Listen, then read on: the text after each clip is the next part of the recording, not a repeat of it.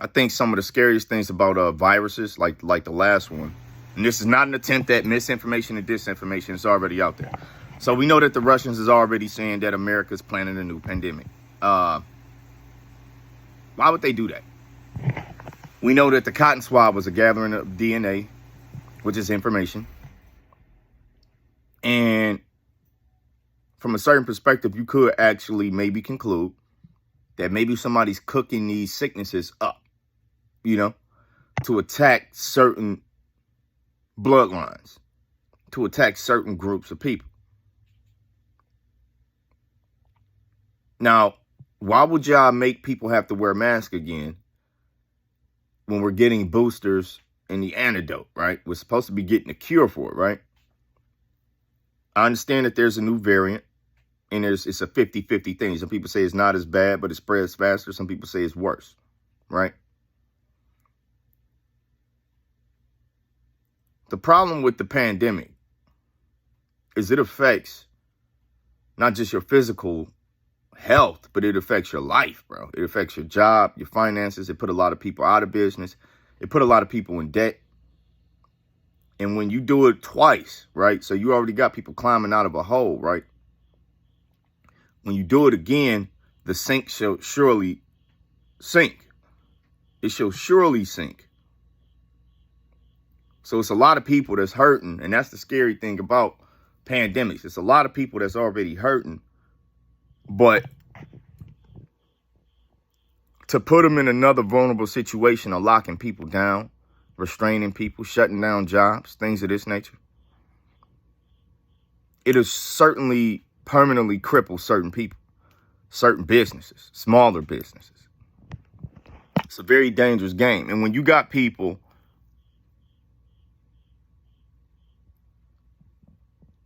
it's a way, you could look at it like it's a way to control people.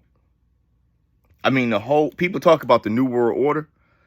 It's a way that this thing was able to control the planet. So it put the world under a new order of operations, correct? So the NWO was already in effect years before this. But you could speculate that this is one of the tactics that they're using to corral people to their cause and to subjugate them to submission and obedience and fear. How do you premeditate a virus that you didn't create? Like, how are you? So you're looking at the numbers. So you're telling me people are looking at numbers. And every day they're clocking. This many people getting sick. This many people getting sick. We're going to plan a lockdown in the future because it's going to get out of hand. Why not lock people down now before it gets to that point then? Why wait? From a certain theoretical perspective, not disinformation, not misinformation. Theoretical. From a theoretical perspective, you would have to be the cause of said virus in order to actually have a timeline as to how fast and how many people it can affect before you put new sanctions into effect. It has to be premeditated, theoretically.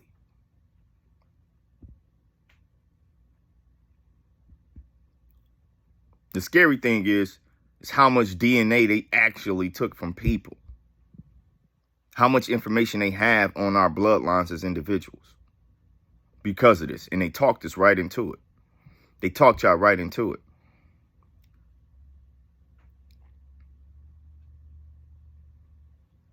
You know what's funny about a lot of viruses? They don't typically evolve so fast.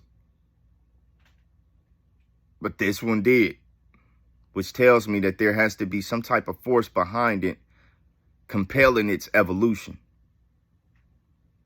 which sounds scientific from a certain theoretical perspective. Like scientists might be the cause. Like it's an experiment. Like it's population control.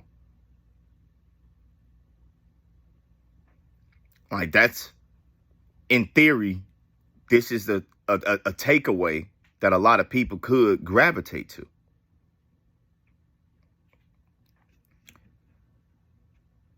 It makes me kind of sick because when you look at who's in control and how it's literally unaliving people and ruining people's lives, you got to know that, in theory, if somebody is responsible, that person has to be deemed as evil. So the people, in theory, that are controlling this have to either be working for something evil or they're evil themselves. And that's what bothers me. It's watching the chaos and the destruction. You know what's so funny about the first time this happened, though? I was traveling the country, right? America, as a data tech, when it was like at the height. Different states, primarily a lot of West Coast, they wasn't wearing masks in Lowe's and these stores. They wasn't buying into the fear. Like, people didn't care. And you know what's funny is, I ain't come across a lot of people that was sick, like in Kansas. I ain't come across, let me see, where else? Cali. A lot of people wasn't really going for it. Kansas, Cali. It was a couple other places. It was a while ago. It was a couple other places, though, where people, they wasn't buying into the fear. And you wasn't seeing their health affected by this virus like that. So when I sit in Detroit or Pennsylvania and you see these other states buying into it, being corralled to a certain movement, a certain purpose, it's very interesting to watch. It's very interesting to see how different states got different perspectives on this thing, but also see how the numbers that they're giving us theoretically can't fully be true when I'm personally living proof that people did not care about it. They were not wearing masks and they were not sick. Yes, there were a lot of sick people, but I feel like the numbers were a little fabricated in order to get people to get vaccines that might actually compromise your immune system and body. It could have been the Kansas City shuffle. You look this way, we go this way. It's a trick type thing, in theory. And I've seen this. I've seen people not carry and not be sick. I've seen it. Stores do not employ these policies. I've seen it, bro. Managers straight up telling us, hey, take that mask off. Y'all don't need that here, because it's, I've seen it. I'm not saying don't take it serious. Take your life and your health serious. But it's something else going on that the people are missing. And I just wanted to bring that to your attention. I cannot make this up, bro. I'm gone.